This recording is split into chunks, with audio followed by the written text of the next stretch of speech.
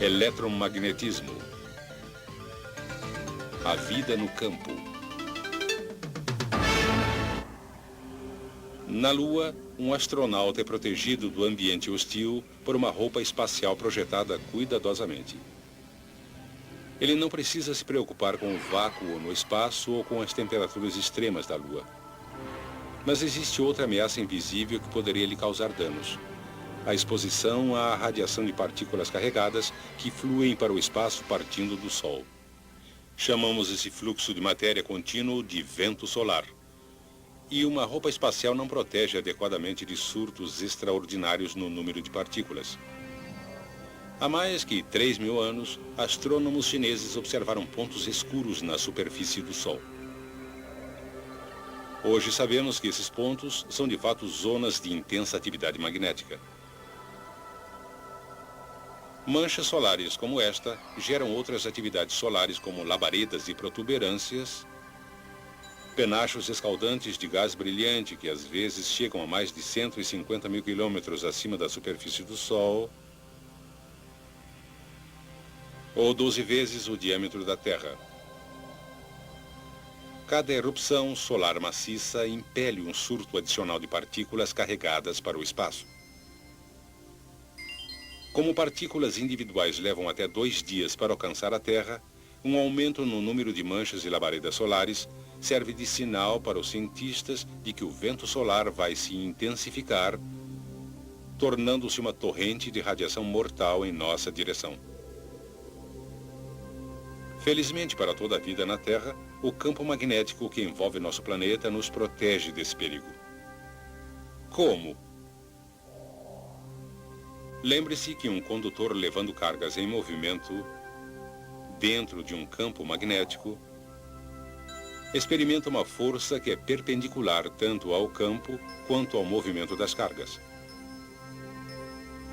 Essa força também estará presente esteja a carga se movimentando através de um condutor metálico ou livremente no espaço. Cada partícula carregada em movimento tem seu próprio campo magnético. O campo circular de uma partícula negativa é nesse sentido, fazendo com que os dois campos se reforcem aqui. O princípio do motor diz que essa repulsão empurra a partícula negativa para a esquerda. Entretanto, o vento solar consiste de partículas carregadas, tanto negativamente como positivamente, e seus campos magnéticos têm sentidos opostos. As partículas positivas defletem para o outro lado.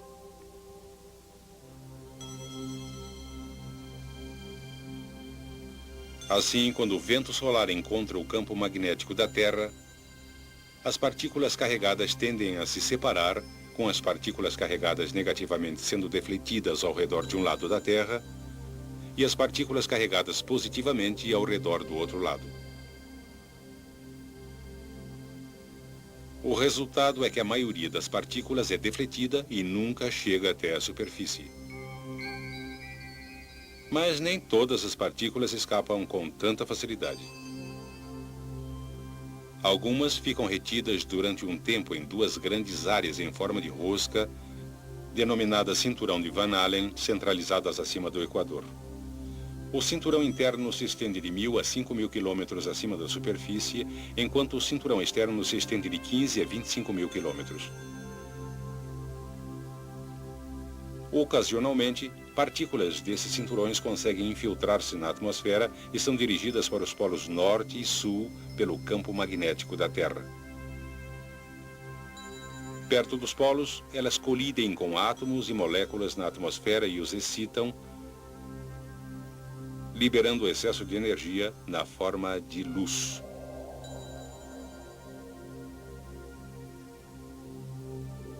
No norte, a luz pálida resultante é denominada aurora boreal ou luzes do norte. No sul, ela é chamada aurora austral. É interessante que cada vez que se vêem luzes do norte, elas também aparecem no sul. Às vezes, essas aparições são bastante espetaculares, uma prova visual de que ocorreu uma rajada de vento solar. Essas rajadas, que são consequência de manchas solares e outras atividades do Sol, ocorrem em ciclos. Diz uma teoria que, durante períodos de atividade solar muito pequena, as geleiras avançam e a sobrevivência de plantas e animais fica ameaçada. Mas, em seguida, com o retorno de grande atividade solar, as geleiras regridem e a vida floresce em clima mais favorável. Até agora discutimos os resultados das flutuações magnéticas solares. Em toda a sua história, a Terra passou por flutuações periódicas em seu próprio campo magnético. Os geofísicos acreditam que o campo magnético da Terra é realmente produzido por movimentos complexos de cargas no interior do núcleo fundido do planeta. Parece que esse movimento de cargas se inverte, em média, a cada cerca de 200 mil anos, resultando em uma inversão dos polos norte e sul. O movimento de cargas no interior do núcleo é misteriosamente desacelerado, reduzindo o campo magnético a cerca de 10% de sua força normal. Com um campo magnético muito enfraquecido, o vento solar não deflete mais ao redor da Terra, e assim as partículas carregadas caem como chuva na superfície. Isto pode romper o material genético no interior de células vivas. O efeito mutante subsequente pode ser o responsável pela extinção repentina de muitas plantas e animais e a aparição de espécies completamente novas.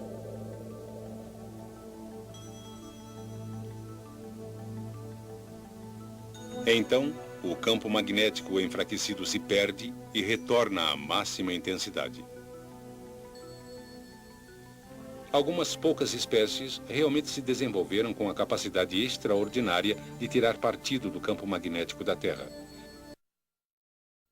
Por exemplo, usam o Sol para a navegação. A facilidade com que elas viajam em dias em que o Sol não aparece é menos conhecida. Entretanto, experiências em que pombas receberam protetores de orelhas contendo minúsculos ímãs mostraram que em dias nublados, quando não podiam depender do Sol para a navegação, elas logo se desorientaram. Quando os protetores foram retirados, essas mesmas aves logo se recuperaram e facilmente chegaram ao seu destino. O material magnético no cérebro da pomba permite de alguma forma que ela voe como se tivesse uma bússola na cabeça. Alguns micro-organismos também têm essa capacidade fascinante. Certos tipos de bactérias da lama, que vivem longe do Equador, aprenderam a usar o campo magnético inclinado da Terra para determinar o sentido ascendente e descendente. Na Austrália, o sentido do campo é inclinado para cima, e assim as bactérias se movem contra o campo ao se dirigir mais para o fundo da Terra, procurando umidade. Quando essas bactérias são trazidas para o hemisfério norte, elas são enganadas pela inversão do sentido do campo magnético e se movem para cima, não para baixo. E isso as traz para a superfície, onde secam e morrem.